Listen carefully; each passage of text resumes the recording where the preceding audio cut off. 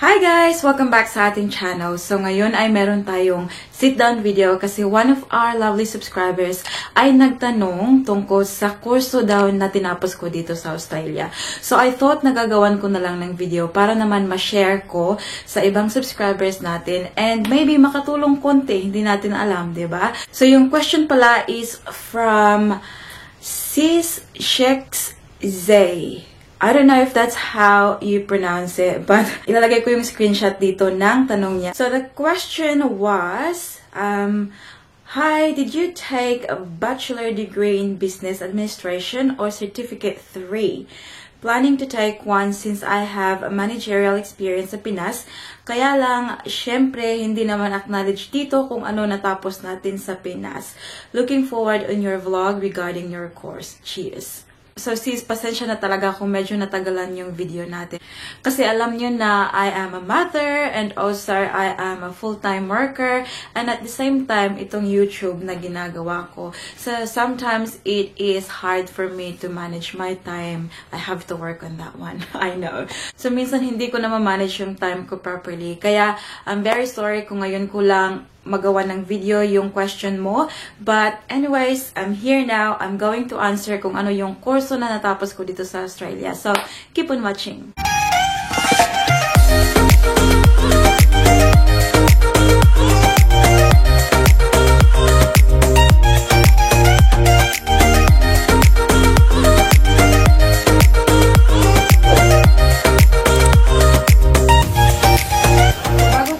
Sa inyo guys kung ano yung kurso na tinapos ko dito sa Australia. I think it's a good idea na bigyan ko kayo ng a bit of backstory when I was in the Philippines bago ako napunta dito. So, when I was in the Philippines, I took bachelor in secondary education, major in English.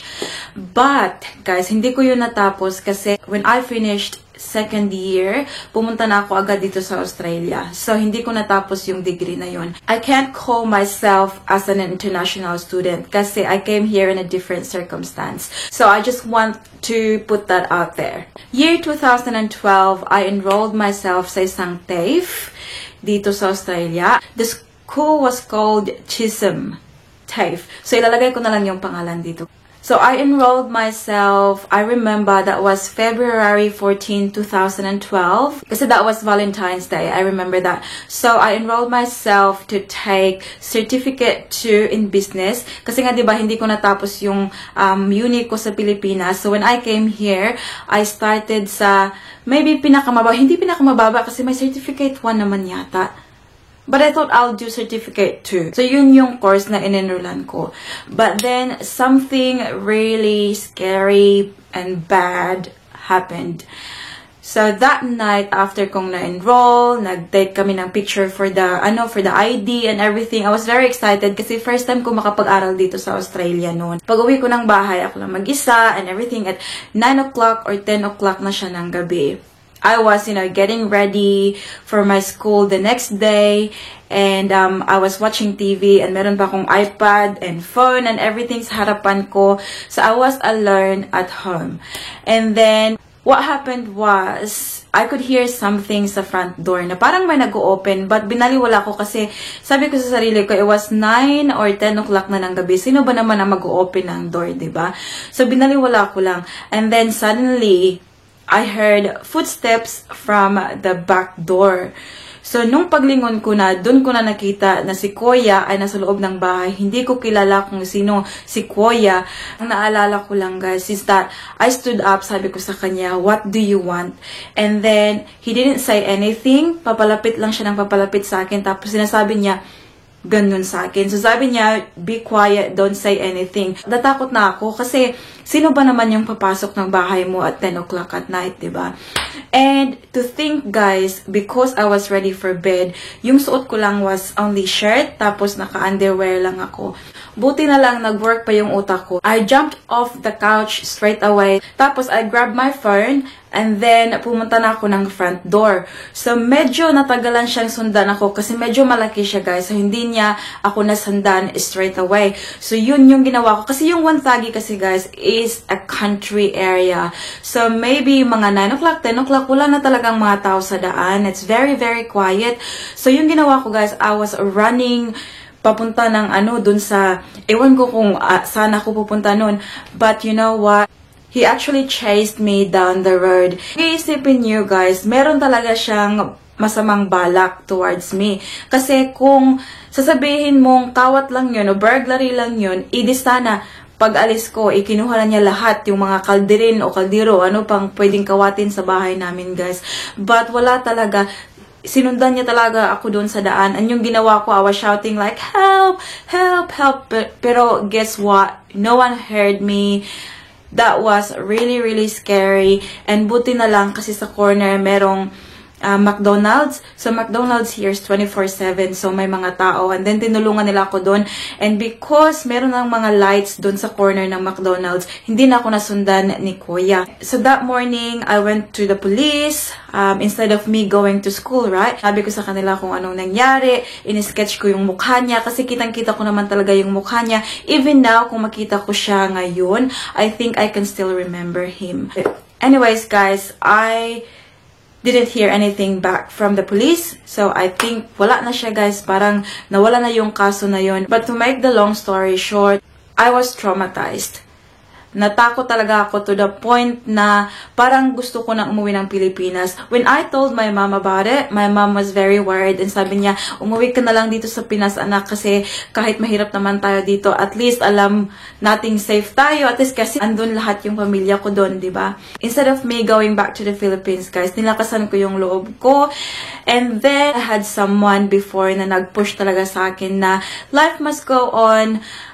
It happened. It's very unfortunate na nangyari sa'yo. It's 1 in a million. It just happened that you're one of that 1 million, right? It was very, very scary, guys. So I ended up not going to that school anymore kasi natakot na ako. And yung ginawa ko is bumalik ako dito sa Melbourne, sa city.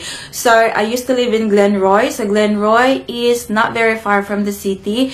And malapit sa Glenroy, may isang TAFE din na tinatawag nilang Kangan. Again, ilalagay ko yung pangalan dito ng school. So, I enrolled myself again for the second time, even though takot na ako kasi every time may nakatingin sa akin, parang gakurog na talaga ako kasi sabi ko sa sarili ko, oh my God, ano na naman ba to? May mangyayari na naman bang masama sa akin? And again, I enrolled Certificate 2 in Business in Kangan TAFE. So, when you enroll yourself here, guys, yung ginagawa nila, parang may entrance exam din sila. Kasi nga, diba, they want to make sure na you're capable para i-take yung course na yun. So, that's what I've done. I did the test and everything. Tapos, nung bumalik ako doon for results, sabi nila sa akin na we think that you should take Certificate 3 based on your result. So, based daw sa result ng entrance exam na ginawa ko, they recommended na I should take Certificate 3 instead of Certificate 2. Kasi perfect daw yung test ko. Kaya sabi ko, oh, well, wow, okay, that is great. Kasi if I take Certificate 3, it means na save ko yung time and at the same time, save ko yung money. So, that gave me courage to actually keep going. So, yun, na-enroll ako ng Certificate 3. And dito, if you take Certificate 3 full-time, you can finish it in 6 months. And if you take it part-time, you can finish it in 1 year. Yung pinili ko was full-time kasi wala naman akong ginagawa nun. Hindi ako nagwo-work. Kasi as mentioned nga, I came here in a different circumstance and I will talk to you about that in a separate video.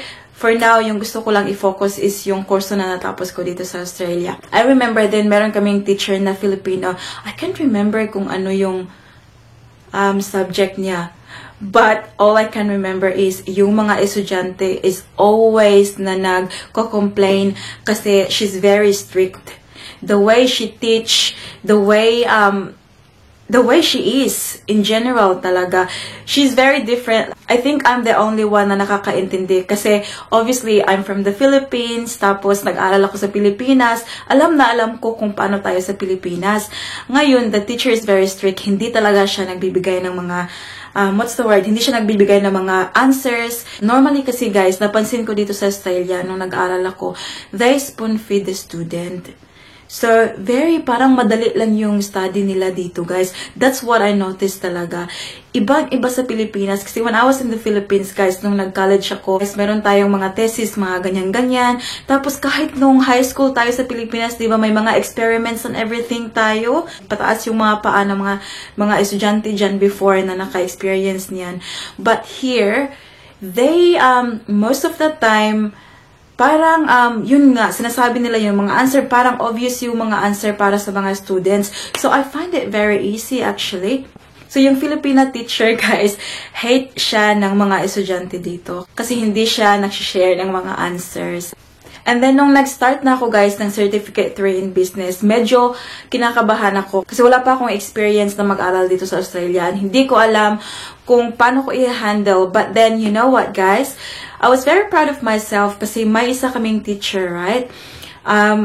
Kasi marami kami sa isang class. You know what happened? Isa ako sa mga naging teacher na rin. That was really funny kasi yung teacher ko na yun sa particular na subject na yun, guys. Parang napansin niya na I'm good at it. Yung ginawa niya, guys, pag meron ng mga exam, tapos, di ba, yung mga students is like, oh, I have a question. Yung sinasabi niya, guys, you can also ask Jovi. So, hinati niya yung class, guys, and yung half doon nagtatanong sa kanya, and the other half nagtatanong sa akin. So, ano nang nangyari, guys? Ako na ang naging teacher. Nag-aaral po ako, naging teacher na ako. But no, I was really happy kasi hindi ako masyadong nahirapan. Kasi nga, as mentioned, nasanay ako sa Pilipinas the way the teacher mag-teach sa atin. And dito, parang they try na maging, maging easy sa mga students. So, it was really different experience, guys. So, let's move forward, guys. 6 months later, obviously, natapos ko na yung course. And, you know what? Yung sinabi sa akin ng teacher doon sa school, sabi niya, we are very happy na we told you to take Certificate 3 in Business instead of Certificate 2. Kasi now, we actually think na pag nag-enroll ka sa Certificate 2, mabuboard ka. Kasi alam nila how I was with Certificate 3. So, humaba ang buhok ng atin nyo, guys. Mas humaba pa talaga sa buhok ni Rapunzel. But that was really good. I was so proud of myself. So here, after Certificate 3, guys, you can actually enroll for Certificate 4 and then get a diploma. But in my case, hindi ko na yun siya ginawa, guys. After I had my Certificate 3, I have my paperwork and everything. I went online straight away to find a job for myself. So, hindi na ako nag-take ng Certificate 4 or diploma. But, you've got that option kung gusto nyo. Natapos ko yung kurso ko, guys, June. And then, I think, just a couple of days later, nag-apply ako online. I just mentioned sa aking mga application na kakatapos ko lang ng Certificate 3. Kasi dito sa Australia, guys, you get more chance for an interview kung may natapos ka ng mga ganyan. And until now, guys, I've been in the workforce for, I don't know, 8 years. Yeah, almost, 8 years now. And then, yun lang yun, guys. Certificate 3 in business lang talaga. And maganda naman dito sa Australia, guys, kasi kahit Certificate 3 in business lang yung natapos mo, may mga kumpanya kasi na nag-o-offer ng mga courses, ng mga training and everything. So, you can also partake with that one. But in my case, again, guys, wala na akong ginawa ng mga training and everything. Parang experience na lang ako. Parang on-job training na lang ako. Dito kasi sa Australia, guys, and I think everywhere naman siguro. I think everywhere sa buong mundo, it's more on who you know than what you know. You'll get more chance to get a job if you know someone in that particular company kumpara sa kung kahit ano pa yung natapos mo. Kasi very strong din yung word of mouth, guys. Yung recommendation ba. Also, guys, just to give you an idea, TAFE and uni is different. So, hindi talaga ako pumunta sa Melbourne University or RMIT, yung mga malalaki, or Monash University, yung mga malalaking uni, kasi ang mahal-mahal nun. Wala akong pangbayad dun, guys. Kaya, yung TAFE na lang yung tinake ko. And, meron akong kodigo dito, guys. I'll tell you the difference between TAFE and university. So it says here, guys, university and TAFE have traditionally been very different higher education offerings, attracting students with quite different intentions, interests, and expectations. TAFE has been hands-on and real-world, while university has been viewed as the bastion of academic endeavor, theory and research. So for me guys, I think TAFE is more on TESDA. Like, yeah, you can compare it to TESDA, I think, if I'm not mistaken. But it's if they're not the same, they would be very similar. So sis, sana nasagot ko yung tanong mo. Just to make it short, I didn't take a bachelor degree. In Australia, I finished Certificate 3. And yun yung ginamit ko until now. And if you have further questions, let me know sa comment section below. So that's about it for today's video, guys. I hope you enjoyed. Please give this video a thumbs up if you like it. And hit the subscribe button to be a part of this family. I hope to see you all guys in the next one. Don't forget to be good. And if you can't, be careful. Bye!